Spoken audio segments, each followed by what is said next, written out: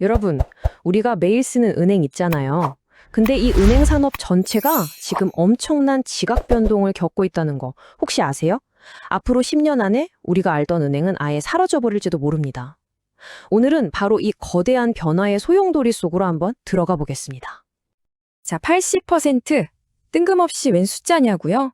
이게 바로 앞으로 사라질 우리 주변 은행들의 비율이라고 합니다. 네, 이게 그냥 하는 말이 아니라 IT 리서치 회사인 가트너가 내놓은 정말 충격적인 예측이에요. 아니, 잠깐만요. 80%라니? 이게 말이 되나요? 그래서 이번 시간에는 도대체 왜 이런 일이 벌어지고 있는지 그 이유를 한번 제대로 파헤쳐 보겠습니다. 자, 같이 한번 들어가 보시죠. 근데 사실 이런 얘기가 갑자기 튀어나온 건 아니에요. 벌써 수십 년 전에 이걸 정확하게 예측한 사람이 있었거든요. 바로 빌 게이츠죠. 뱅킹은 필요하지만 은행은 필요 없다. 이 말 정말 유명하죠? 이게 지금 상황의 핵심을 그냥 콕 집는 말이에요. 생각해 보세요. 우리한테 진짜 필요한 건 은행이라는 건물이나 회사가 아니라 돈을 맡기고 빌리고 보내는 금융 서비스 그 자체잖아요. 바로 여기서부터 전통 은행들의 위기가 시작되는 겁니다. 어느 정도냐면 KPMG 보고서에서는 지금 은행 산업이 그야말로 퍼펙트 스톰을 정통으로 맞고 있다고 표현해요. 그러니까 온갖 변화의 힘들이 한꺼번에 막 몰아치고 있다는 거죠. 지금부터 이 거대한 폭풍을 만들어내고 있는 5가지 힘이 뭔지 하나씩 뜯어보겠습니다. 첫 번째는 바로 고객의 변화입니다. 특히 밀레니얼 세대가 이제 시장의 중심이 됐잖아요. 근데 이 세대는요, 기성세대랑 완전히 달라요. 특정 은행을 고집하는 충성도 거의 없어요. 굳이 귀찮게 지점 찾아가는 것보다 그냥 스마트폰 앱으로 모든 걸 한 방에 해결하는 거, 이걸 훨씬 더 좋아합니다. 두 번째는 채널의 변화. 이건 뭐 너무나 당연한 얘기일 수도 있겠네요. 이제 우리 손에 들린 이 스마트폰이 은행의 지점을 대신하는 가장 중요한 창구가 된 거죠. 은행의 거의 모든 걸 이 안에서 해결하니까 굳이 비싼 돈 들여서 오프라인 지점을 유지해야 할 이유가 점점 사라지고 있는 거예요. 그리고 그 결과가 이 그래프에 아주 그냥 적나라하게 드러나죠. 사람들이 전부 모바일로 옮겨가니까 우리 동네에서 흔히 보던 은행 지점들이 진짜로 사라지고 있는 거예요. 한번 보세요. 2017년에 거의 6,000개나 됐던 지점이 불과 2년 만에 300개가 넘게 없어진 겁니다. 그러니까 이게 단순히 손님이 줄어서 문을 닫는 게 아닌 거죠. 고객들이 아예 지점에서 모바일로 이사를 가고 있는 거예요. 이제 은행의 새로운 얼굴은 번듯한 건물이 아니라 바로 우리 손안의 모바일 앱이 된 겁니다. 여기가 바로 새로운 전쟁터인 거죠. 세 번째 힘은 말할 것도 없이 기술입니다. AI, 클라우드, 블록체인. 많이 들어보셨죠? 바로 이런 신기술들 덕분에 예전에는 상상도 못했던 정말 나 한 사람만을 위한 맞춤형 금융 서비스 같은 게 가능해지고 있는 거예요. 네 번째는 규칙, 그러니까 규제의 변화입니다. 여기서 핵심은 오픈 뱅킹이에요. 이게 뭐냐면 쉽게 말해서 은행이 자기들만 꼭 쥐고 있던 고객 데이터를 다른 회사들도 쓸 수 있게 문을 활짝 열어준 거예요. 이건 엄청난 변화입니다.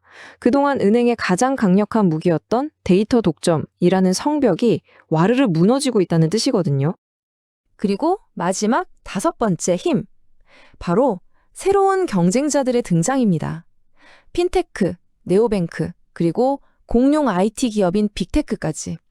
이 선수들은요, 지금의 이런 새로운 환경에 딱 맞춰서 태어난 그야말로 최적화된 플레이어들인 거죠. 자, 지금부터 기존 은행들의 자리를 호시탐탐 노리는 이 무서운 신예들, 이 새로운 경쟁자들이 도대체 누구인지 한번 제대로 뜯어보겠습니다. 토스, 카카오뱅크, 이제는 뭐 너무 익숙한 이름이죠. 이런 회사들이 바로 오프라인 지점 하나 없이 오직 모바일 앱으로만 승부하는 네오뱅크입니다. 편하고 수수료가 싸다는 걸 무기로 시장을 정말 무섭게 파고들고 있죠. 이건 진짜 좀 충격적인데요. 이 그래프 좀 보세요. 2020년에 중국의 핀테크 회사인 엔트파이낸셜, 이 회사의 기업 가치가 무려 176조 원이었어요. 176조. 이게 어느 정도냐면 당시 우리나라에서 제일 큰 은행의 시가총액을 그냥 가뿐하게 뛰어넘는 수준이에요. 판이 이미 바뀌었다는 걸 보여주는 너무나 명백한 증거죠. 하지만 진짜 무서운 상대는 따로 있습니다. 바로 빅테크죠. 여긴 뭐 작은 스타트업 수준이 아니에요. 구글, 아마존, 카카오나 네이버. 우리가 매일 눈 뜨고 잠들 때까지 쓰는 서비스를 만드는 말 그대로 세계에서 제일 큰 공룡 기업들입니다. 그리고 이 빅테크들은요, 솔직히 이건 거의 반칙 아닌가 싶을 정도의 이점들을 가지고 있어요. 이미 사용자가 몇 억 명이죠. 그 사용자들에 대한 데이터는 산더미처럼 쌓여 있죠. 뭘 만들어도 고객들이 쓰기 편하게 만드는 데는 도가 텄죠. 심지어 젊은 세대들은 은행보다 카카오나 네이버 같은 브랜드를 더 믿어요. 돈도 많고요. 이건 뭐 정말 압도적인, 너무나 강력한 위협이죠. 자, 그럼 이런 엄청난 위기 속에서 은행들은 도대체 어떻게 해야 살아남을 수 있을까요? 지금부터는 앞으로 은행이 어떤 모습으로 바뀌어갈지 그 미래를 한번 들여다보겠습니다. 미래를 이해하려면 이 그림이 딱입니다. 먼저 언번들링, 우리말로 하면 분해가 일어나요. 이게 뭐냐면 기존 은행이 하던 모든 기능들이 잘게 쪼개지는 거예요. 예를 들면 결제는 토스가 제일 잘하니까 토스가 가져가고 대출은 또 다른 핀테크 회사가 가져가는 식이죠. 그런 다음에 리번들링, 즉 재결합이 일어납니다. 이렇게 전문 분야별로 쪼개진 최고의 서비스들이 카카오나 네이버 같은 하나의 강력한 플랫폼, 슈퍼앱 안으로 다시 착착 모이는 거예요. 결국 은행이 살아남으려면 스스로가 플랫폼이 되어야 한다는 결론이 나옵니다. 첫 단계는 다른 회사의 좋은 금융상품을 대신 팔아주는 마켓플레이스가 되는 거고요. 두 번째 단계는 은행이 가진 데이터나 시스템 같은 인프라를 개방해서 다른 회사들이 그 위에서 자기들만의 서비스를 만들 수 있게 해주는 거죠. 그리고 마지막, 궁극의 단계는 은행이 아예 우리 눈에 보이지 않게 되는 겁니다. 우리가 배달의 민족에서 음식 시킬 때 그 안에 결제 기술이 숨어 있는 것처럼요. 앞으로는 집방 같은 부동산 앱에서 집 구경하다가 바로 대출을 신청하고 쿠팡에서 물건 사면서 바로 할부금융을 이용하게 되는 그런 세상이 오는 거죠. 이게 바로 서비스형 뱅킹, BAS의 미래입니다. 자, 지금까지의 이야기를 다 종합해보면 어떤 그림이 그려지시나요? 우리는 지금 완전히 새로운 금융 생태계가 탄생하는 순간을 보고 있는 겁니다. 은행, 기술, 그리고 우리 일상생활, 이 모든 것의 경계가 그냥 완전히 허물어지는 그런 세상 말이죠.